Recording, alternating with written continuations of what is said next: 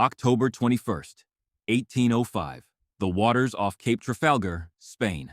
The greatest naval battle of the age is about to happen. British Admiral Nelson commands 27 ships. The combined French and Spanish fleet has 33 ships, wooden hulls, canvas sails, cannons that fire iron balls, thousands of sailors preparing to die for kings and empires. It's the moment that decides whether Britain or France controls the seas for the next century. Then something surfaces. A dark, sleek vessel breaks through the water. No sails, no visible guns, no flags. It's longer than any ship on the battlefield, but sits low in the water, most of it hidden beneath the waves. On its hull, printed in faded letters, HMS Vanguard, a Vanguard-class nuclear submarine. Then a periscope rises, and from beneath the water, something they can't even comprehend begins to happen. What if the most advanced weapon of the 21st century fought the greatest naval battle of the 19th century? A Vanguard-class submarine is 150 meters long. That's roughly the length of 1.5 football fields. It displaces 16,000 tons of water. It's powered by a nuclear reactor that can operate for 25 years without refueling. That reactor drives turbines that can propel the submarine at speeds exceeding 29 knots. That's 54 kilometers per hour. Underwater, in complete silence. The submarine is armed with Trident 2 missiles. Each submarine carries 24 Trident missiles. Each Trident can deliver multiple warheads to targets 12,000 kilometers away. A single Trident warhead has approximately 100 kilotons of explosive force. That's roughly 8 times more powerful than the atomic bomb dropped on Hiroshima. But here's the thing, we're not using nuclear weapons in this scenario. That would be overkill, literally. Let's assume the submarine only uses conventional weapons. Torpedoes. 18 on board. Spearfish-class torpedoes. They travel at 80+ kilometers per hour underwater. They can track targets automatically. They have a range of over 60 kilometers. A single torpedo carries 300 kilograms of high explosive. Sonar. The submarine has active and passive sonar. It can detect ships from 50+ kilometers away. It can map the entire ocean floor and track every moving object in the water. Invisibility. This is the crucial part. The submarine is essentially invisible. Wooden sailing ships have no way to detect a submarine. They have no sonar, no radar, no technology beyond human eyesight, and someone dropping a weighted rope to measure water depth. The Vanguard can operate anywhere in the battle area, and the French and Spanish fleet would never know it was there. The Battle of Trafalgar, as it was supposed to happen, would involve 60 ships maneuvering in formations, firing cannons at each other at ranges of 100 to 500 meters. The HMS Vanguard sonar officer gets a clear reading. 33 enemy ships, arranged in 2 columns, sailing in formation directly toward the British fleet. The range is 20 kilometers. The submarine is completely undetected. The French and Spanish fleet has no idea it exists. The submarine commander has a choice. Engage immediately or wait for the fleet to get closer. At 12 kilometers, the combined fleet is clearly visible from the submarine's periscope. The symbols on the maps become reality. Wooden ships with white sails, crowded with men preparing to fight. The torpedoes arm. Targeting solutions are calculated. The submarine's fire control system identifies the lead ships of the French column, the flagship Bucentaure, surrounded by 74-gun ships of the line.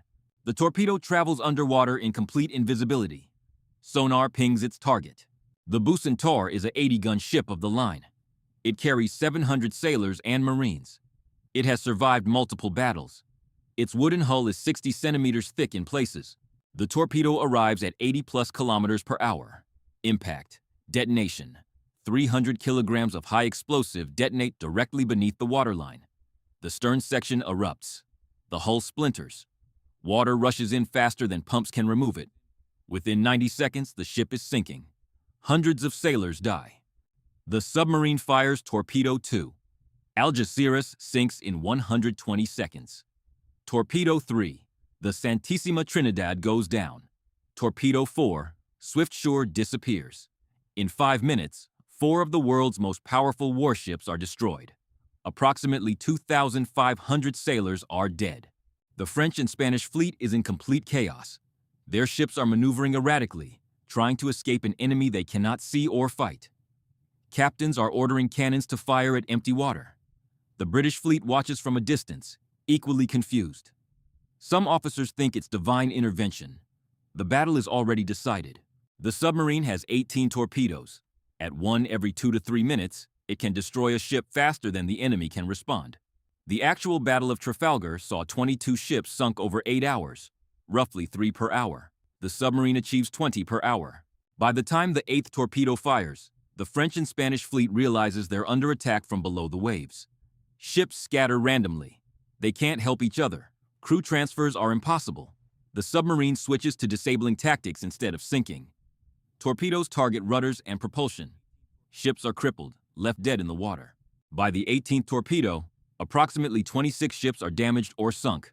The submarine still has 24 Trident missiles, each capable of leveling a city. The commander holds fire.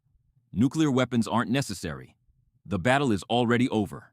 The actual Battle of Trafalgar lasted from noon until dark. The British won decisively. 22 ships sunk or captured, 4,400 Allied casualties, 1,700 British casualties. In our scenario, the battle ends before noon. 15,000 plus French and Spanish sailors are dead. Every enemy warship is sunk or disabled. The British suffer 0 casualties. Submarine development would accelerate 100 years. By 1820, submarines would dominate naval strategy instead of waiting until World War I. It's not a battle. It's the end of an era. Nelson's HMS Victory delivers 1,100 kilograms of cannonballs per broadside at 500 meters. Shells travel slower than sound. A single spearfish torpedo delivers 300 kilograms of explosive at 80+ kilometers per hour from 60+ kilometers away. Invisible. Impossible to intercept. No defense. The gap isn't better weapons. It's incomparable. Like comparing a knife to a satellite weapon system. Wooden ships defend against other wooden ships. Thick hulls, formations, return fire. None work against invisible underwater weapons. A cannonball hitting thick wood can be stopped. A torpedo hitting from directly below? No defense exists. Limitations. The submarine has 18 torpedoes, not infinite weapons. But 18 is enough to sink or disable half the enemy fleet. Modern sonar degrades in shallow coastal waters, but the submarine still maintains advantage. The French and Spanish have 0 detection capability. There's no defense. Cannons fire in air. Grappling hooks don't work underwater. The submarine is untouchable. One problem. Explaining what happened. If HMS Victory received a report that the enemy was destroyed by an underwater weapon, would they believe it? Probably not. Submarines are literally magic to them. Naval warfare in 1805 was balanced, if both sides had the same technology. The difference came from crew training and tactics. Nelson won because his sailors were better. But introduce incomparable technology? Tactics becomes irrelevant. Training becomes irrelevant. Bravery becomes irrelevant. The submarine doesn't need to outmaneuver anyone because the enemy can't fight back. This is the story of technology throughout history. Europeans arrived in the Americas with steel, horses, and firearms. The indigenous peoples didn't lose because they were worse warriors. They lost because technology was incomparable. The Maxim gun, the tank, the atomic bomb, each one made previous weapons obsolete.